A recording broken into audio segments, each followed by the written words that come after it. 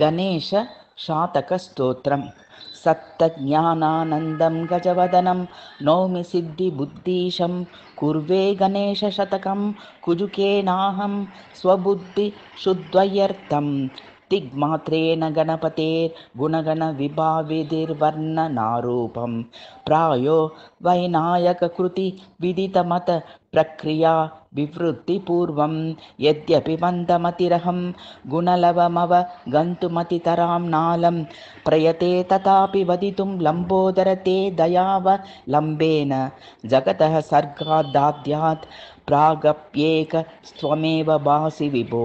तस्माद् गणप भवन्तं निखिलनिदानं गदन्ति निगमान्ताः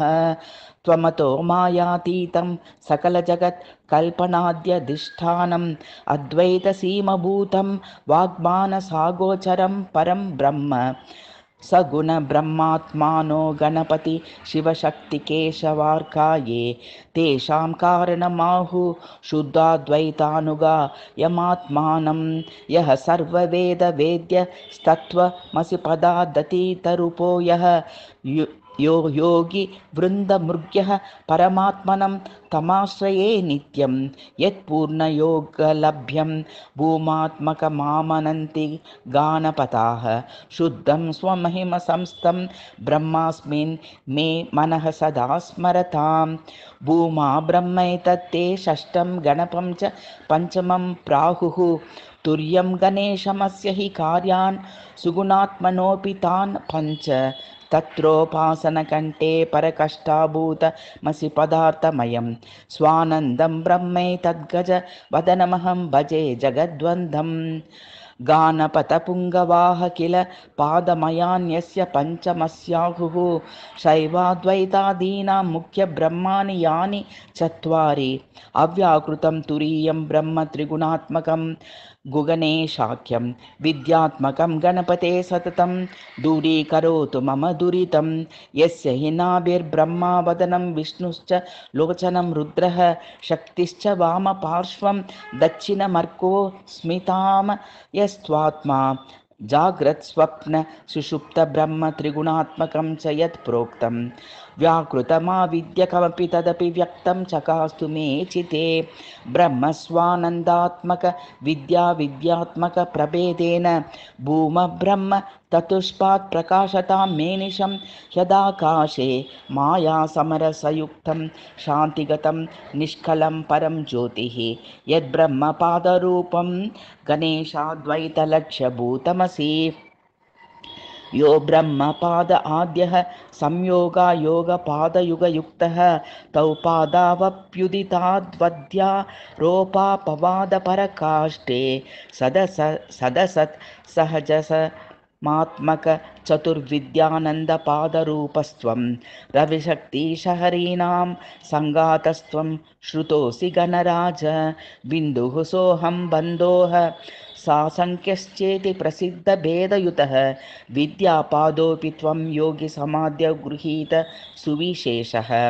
तुर्या विद्यापादस्त्वमेव सत्यानृतो जगद्रूपः स विराट् हिरण्यगर्भा वीशगुणेशविति प्रभेदयुतः ब्रह्मांशस्तीति भेदाः सर्वे चैते स्फुरन्तु मम चित्ते प्रायो सम्प्रज्ञात समाधिज्ञेया गणेश करुणाब्दे सिद्धिर्बुद्धिश्चेति द्विधा हि वैनायकी महामाया लोकैकनायिका सा तदुपाधिवशात् किलासि बहुधा त्वम् एवं मायोपाधिकपरात्मरूपं हि पञ्चधा भिन्नं तददस्था गुणभेदान् निरूपस्यापि ते सम्मानताम् सद्ब्रह्म किल प्रथमं सकलजगद्बीजभूतरूपं त्वं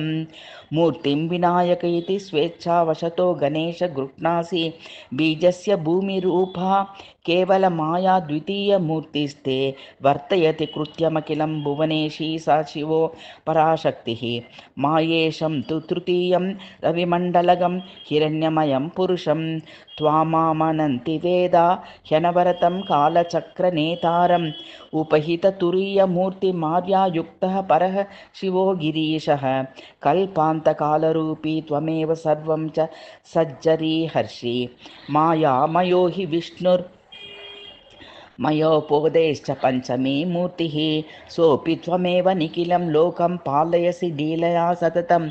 एवं मायावशतो रविशिव शक्त्यादिनाम पञ्चकभ्राक् दिशितुमदीप्सितमखिलं शुद्धब्रह्मात्मकं भवद्रूपं मायाबद्धः षष्ठः प्रथमशरीरी हिरण्यगर्भस्त्वं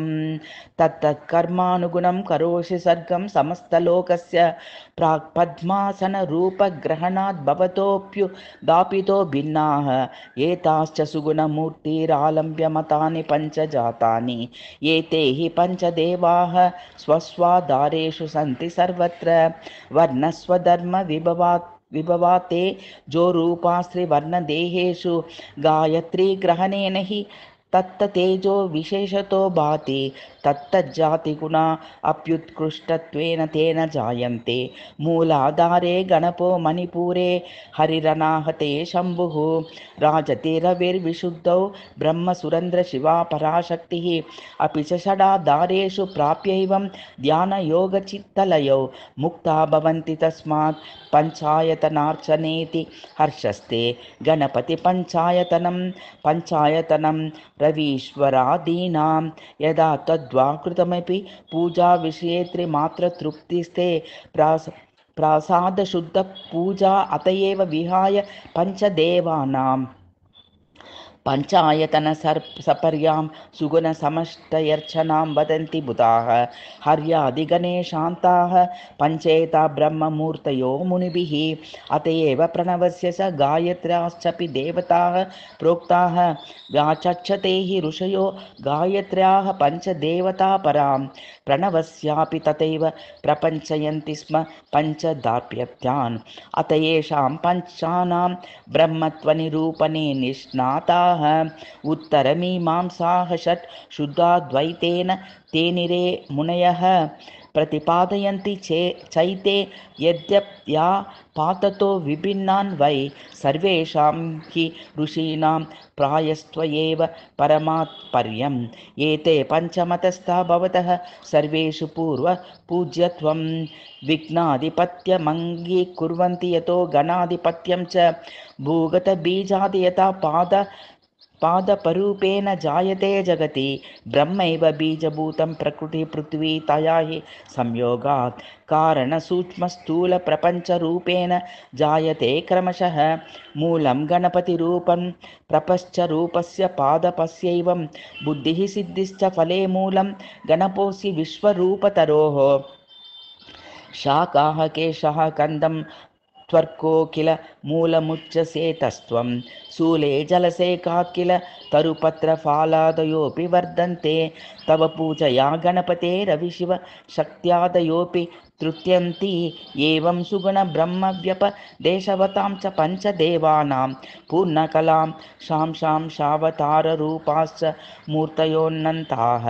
भवतः कतिपयमूर्तिराविर्भावावतारातारमुखाः वैनायकमतविदितप्रक्रिययैव ब्रवीमि हैरम्ब सत्यं ज्ञानमनन्तं ज्योतिरूपं च निर्गुणं ब्रह्म एतन्निर्व्यापारं जगपदवाच्यं लयादिहेतुतत्त्वात् योगीन्द्रागच्छति समाधिनात्रेति गह स्मृतो मुनिभिः प्रणवात्मक जगत स्माज्जायतीति जह स्मृतिप्रतीर्थार्थः गश्वासौ जश्चेति व्युत्पादयति स्मृतिर्हि गजशब्दं एष प्रतिपदायति प्रभवाप्ययकारणं परं ब्रह्म मूलप्रकृतिस्त्रिगुणा शक्तौ रजतं यथा ततो जाता तद्गतचित् प्रतिबिम्बं सुगुणब्रह्मेति कीर्तितं मुनिभिः ओङ्कारब्रह्मेति च नर इति नाम्नि प्रकीर्तिते तस्य सकलज्योतिरूपं सुगुणस्योक्तिं हि तत्त्वविद्वद्भिः मूला विद्यागत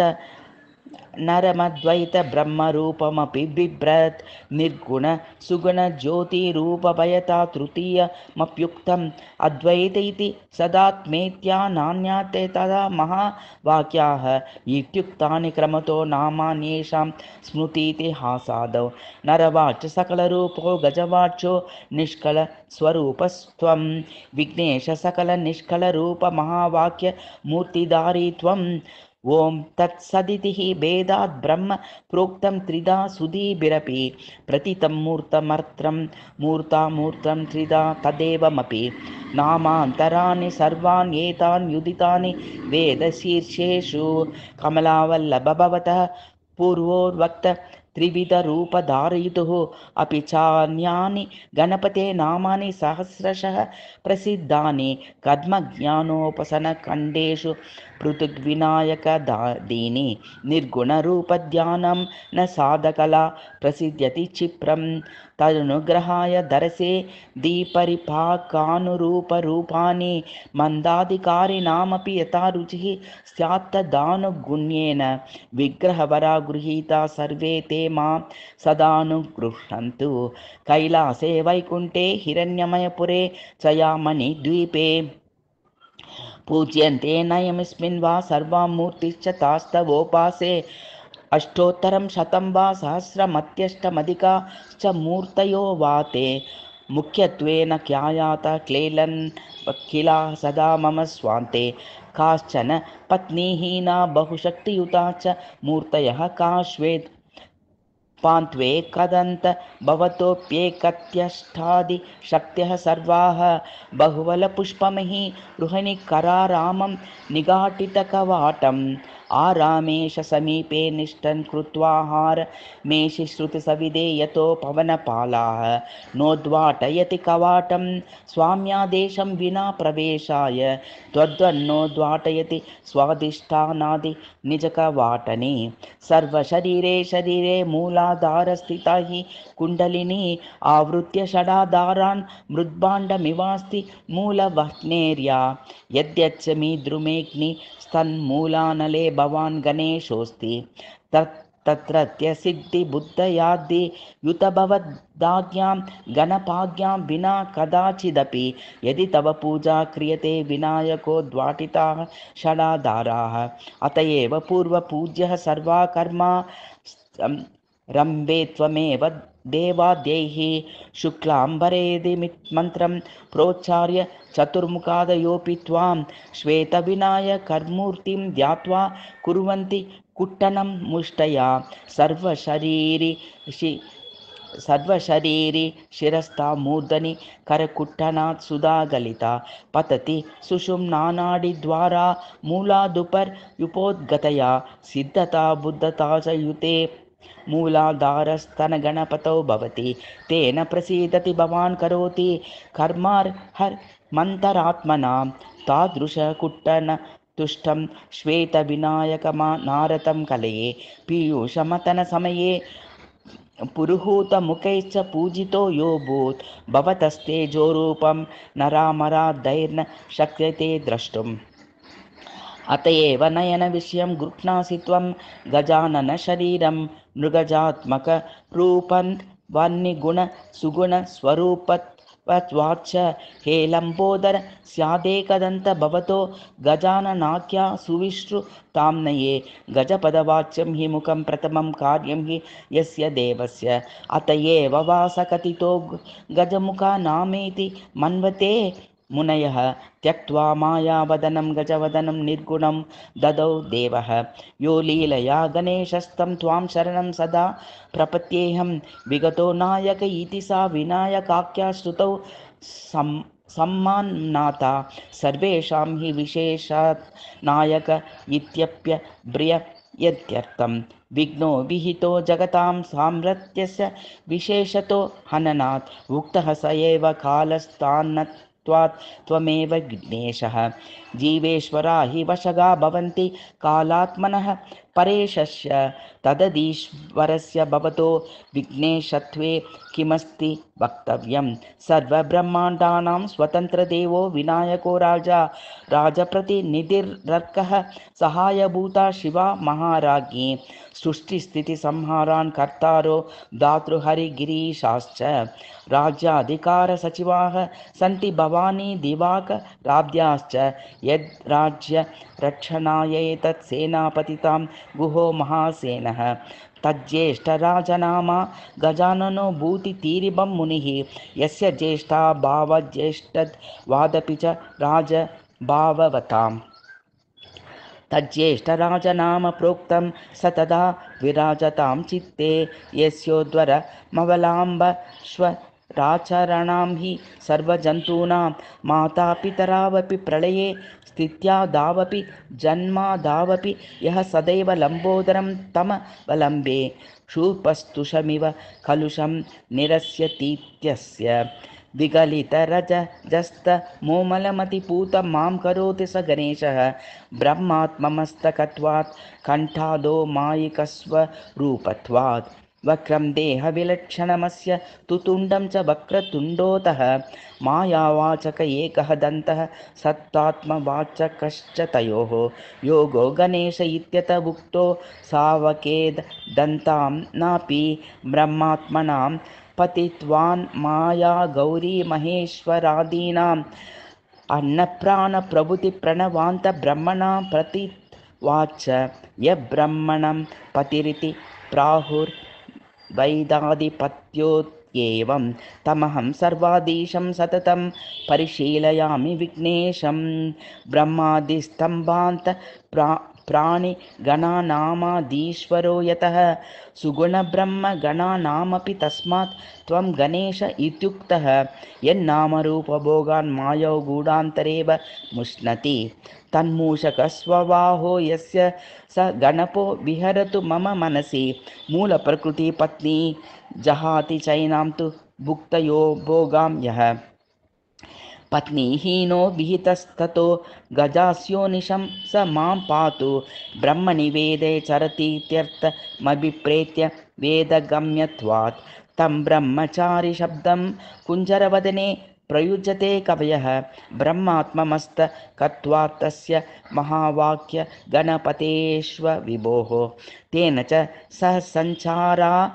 दहुर्वा ब्रह्मचारीति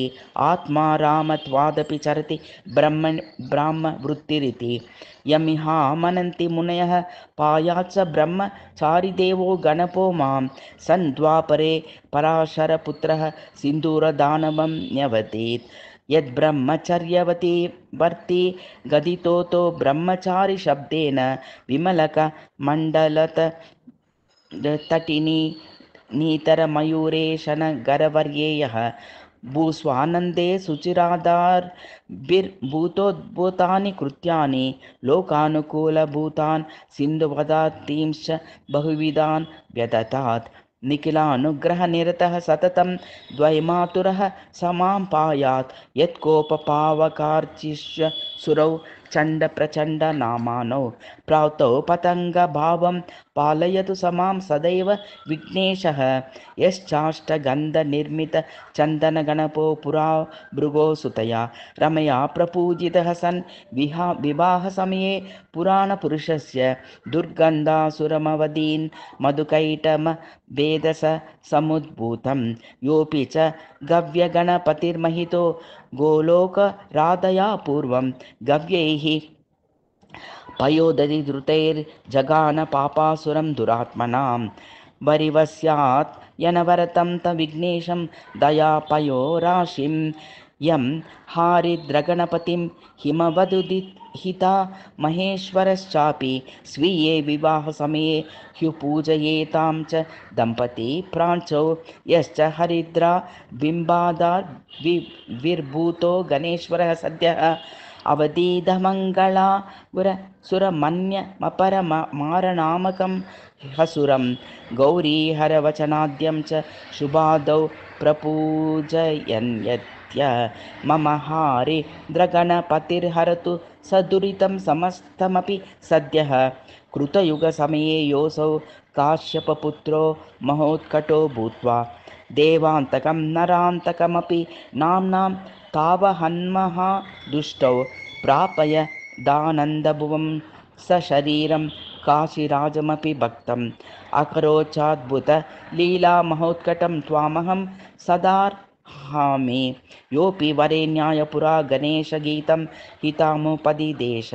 सवरेण्य राजपुत्रो गजाननो मे तनोतु कुशलततिं धूम्रविनायकमूर्ति ग्रहीष्यसि त्वं कलेर्युगस्यान्ते सर्वां च निग्रहीष्यसि विप्लुतमत कृत्यनास्तिकप्रायान् शिष्णोदरमात्रपरा जातिविभागादिवर्जिताः सर्वे धूम्रविनायक भवता समूलघातं हता भविष्यति।